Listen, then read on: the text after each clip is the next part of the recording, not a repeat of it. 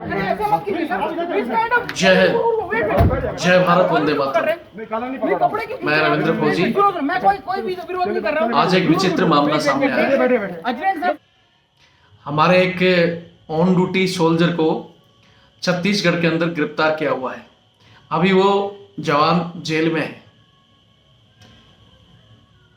अभी आपको इसकी कहानी बता देता हूं कि जवान छुट्टी पे था और फेसबुक के ऊपर इसने वहां के छत्तीसगढ़ के मुख्यमंत्री भूपेश बघेल जी के लिए कुछ अपशब्द बोल दिए।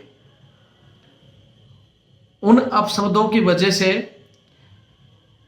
जहां ये इनका जो डिस्ट्रिक्ट है, जहां ये रह रहे हैं बालेत्रा, वहां के इनकी तहसील के जो विधायक हैं, उस विधायक ने अपने कुछ कार्यकर्ताओं के द्वारा इसके ऊपर एफआईआर दर्ज कराई और इस बंदे को गिरफ्तार करा दिया। और सबसे बड़ी विडंबना, जब पुलिस इसको गिरफ्तार करके ले गई है, हालांकि इसने अपने अधिकारियों से बताया है, उसके बाद इनके अधिकारियों ने, हालांकि उस समय इनके सीओ ने और उन्हें बात नहीं कर पाए वो, और पुलिस इनको घर से उठा के ले गई है। जब इनको उठा कर लेके गई है, सबसे शर्मनाक हरकत आप ये देखें। सबसे पहले इस जीप गाड़ी में पुलिस इनको ले जा रही है और वहां कांग्रेस कार्यकर्ता रोक रहे हैं कि भाई उतारो, हम फौजी को मारेंगे। आज इस देश में यह हालत होगी कि सिर्फ नेताओं के लिए, पार्टीबाजी के चक्कर में देश के रक्षक को मारने के लिए तैयार हो रहे हैं। क्या ये लोग इस देश के देशभक्त कहें या गद्दार कहें, मुझे तो कोई शब्द नहीं मिल रहा कि ऐसे लोग कुछ करें। हालांकि मैं यहाँ एक चीज और कह देना चाहता हूँ कि हमारे जो भी सैनिक हैं, सभी सैनिक जवानों से कहना चाहता हूँ, चाहे ऑन ड्यूटी हैं चाहे रिटायर्ड हैं, अगर आप रिटायर्ड हो, आज आप किसी राजनीतिक पार्टी से जुड़े हुए हो तो आपकी बात अलग है, आप किसी के राजनीतिक पार्टी का सपोर्ट लेते हो तो वो आपका इंडिविजुअल मामला है। लेकिन जो हमारे ऑन ड्यूटी जवान है, वो नियमों के तहत भी किसी राजनीतिक पार्टी का ना सपोर्ट कर सकते हैं और ना ही किसी पार्टी को आप गलत बोल सकते हैं। अपने शब्दों पर काबू रखें और किसी भी ऐसे मंत्री को, चाहे चीफ मिनिस्टर को या एमएलए को, किसी भी, उन्हीं को नहीं, उनके अलावा भी आम पब्लिक या किसी को भी आप गलत शब्दों का प्रयोग ना करें। आपको एक किस्सा और बता देता हूं ये वीडियो दिखाने से पहले। आपने कुछ दिन पहले भी देखा होगा कि एक सीआरपीएफ के जवान ने ऐसे ही सोशल मीडिया के जरिए मोदी जी के लिए कुछ गलत शब्द बोले थे, जो कि देश के प्राइम मिनिस्टर हैं, प्रधानमंत्री जी हैं। और वहां सिविल पुलिस वगैरह किसी ने नहीं, वहां उन्हीं के अधिकारी ने उस बंदे को पनिशमेंट दे दिया था, सजा भी दी थी और उससे हाथ जुड़वाया था कि तूने कैसे बोला। और फिर ये मामला जब हम लोगों ने सोशल मीडिया में उठाया जोर शोर से कि भाई प्रधानमंत्री जी अगर किसी जवान के उससे मुंह से निकल गया ड्यूटी के टेंशन में या कैसे भी, तो इतने बड़े ओहदेदार के लिए एक बोलते हैं ना कि वो अधिकारी था, एक चमचागिरी टाइप, मैं मोदी जी को कुछ कह दिया तो मैं सजा दे दूंगा, मतलब मोदी जी की नजरों में हाईलाइट बनने के लिए उसने चमचागिरी करते हुए जवान को पनिशमेंट दिया था।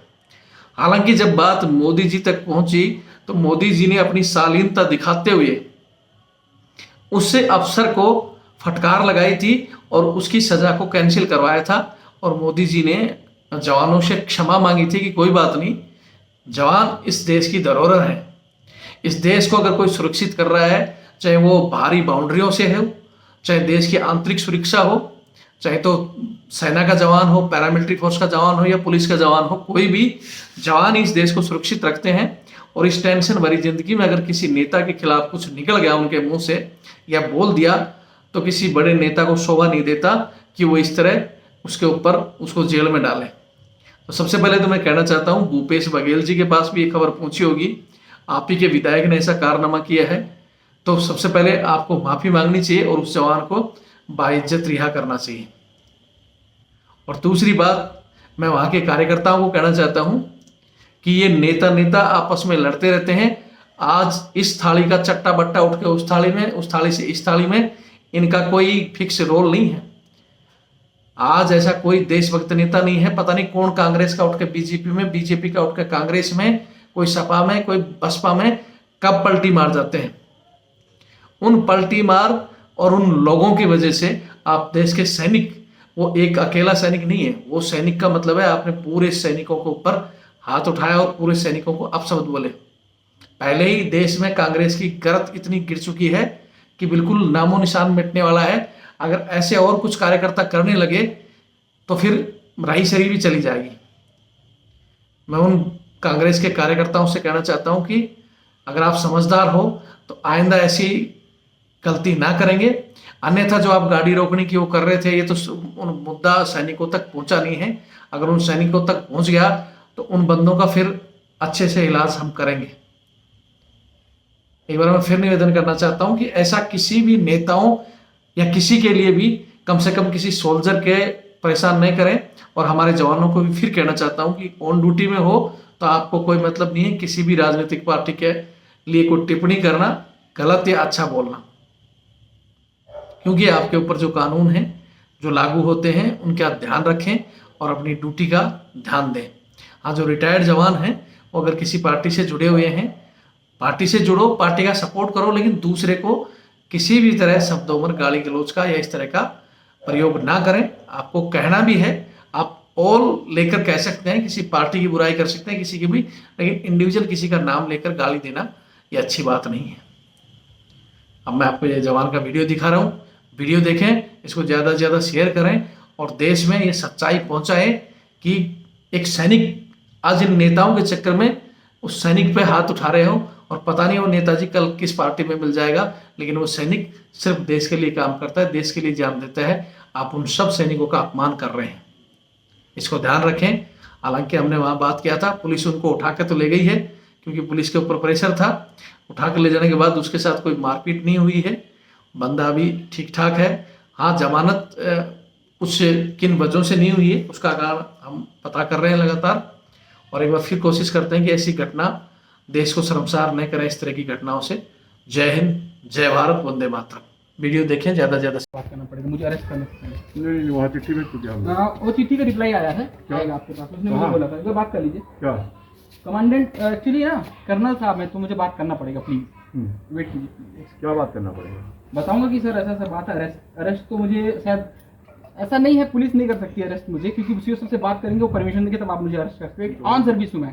तुम्हारे सीओ की चिट्ठी भेज चुके हैं। अरे सर, चिट्ठी में अब मैं पढ़ाऊँ आप लोग की चिट्ठी क्या है कैसे, सब मुझे पता है, कार्रवाई हो चुकी है उस पर। अब बात कर लीजिए एक बार, क्योंकि सीओ साहब, एजेंट साहब ने मुझे बोला है कि अगर कोई पुलिस वाला आता है आपके घर, ऑन रिकॉर्ड है पित्तू, ऑन रिकॉर्ड में बता रहा हूँ, आसम राइफल एक्ट 55A के तहत मेरे जितने भी केस हैं, आप चाहे 1000 कीजिए 100 कीजिए, वो चलेंगे मेरे फौज में।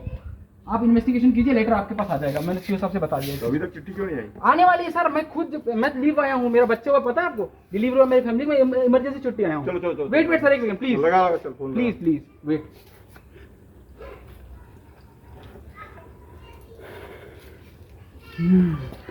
अभी पहले एजेंट साहब को लगाता हूँ, सगुन राणा, मेजर सगुन राणा है, फिर मैं सीओ साहब को कनेक्ट करता हूँ। लेकिन दिस काइंड ऑफ सर, ये तो ठीक नहीं है। डराने के लिए चॉइस क्रिएट कर रहे हैं, चॉइस क्रिएट कर रहे हैं लोग। मैं एक रिपोर्टेड पर्सन हूँ और ये जो बंदे आ रखे हैं ना मुझे अरेस्ट करने। महिला कितने हैं पहले बताइए मुझे प्लीज। देख लेके आए मुझे जानने का अधिकार है। कहाँ गई? मेरे घर पुलिस आई है और बाय गॉड इतना फोर्स के साथ आई। आई एम नॉट क्रिमिनल, मैं क्रिमिनल नहीं हूँ सर, ठीक है? हाँ सर ठीक है, आप अपराध कीजिए, कुछ कीजिए, पर मैं क्रिमिनल नहीं हूँ जब तक साबित नहीं हो जाता। अरे बेहतरीन, अरे भाई साहब चिल मार अभी यार, अभी रुक ना तू। Sir please relax, way cooperate कर रहे हैं, कोऑपरेट कर रहे हैं।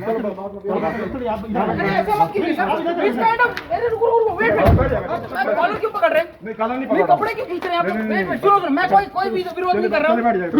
वेट अजमेर साहब से सुनो, विरोध नहीं हो रहा है, ठीक है?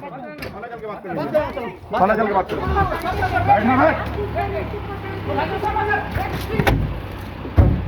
चल और सीधा इसको तहसील ऑफिस में चलना।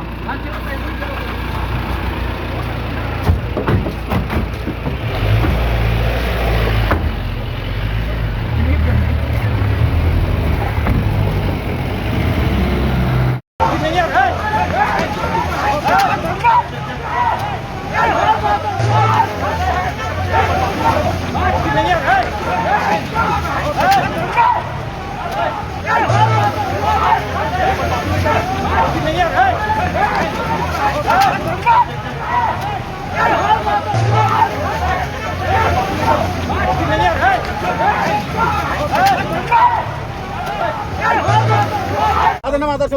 मैं सुरेंद्र सिंह चौहान, आज मैं जेल में ले जाते मोला बाहर कांग्रेस के कार्यकर्ता आशीष छाबड़ा कार्यकर्ता मन खड़े हैं, गाली देवा थे कांग्रेस कार्यकर्ता मन खड़े हैं, देख लो ओ देखो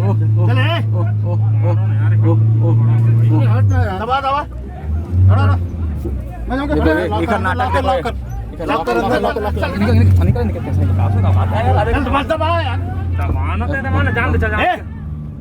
देखिए कांग्रेस कार्यकर्ता खड़े हैं, कांग्रेस कार्यकर्ता मेरे को मारने आए हैं, कांग्रेस कार्यकर्ता मेरे को मारने आए थे, देखिए मेरे को रिमांड में ले जा रहे हैं लोग।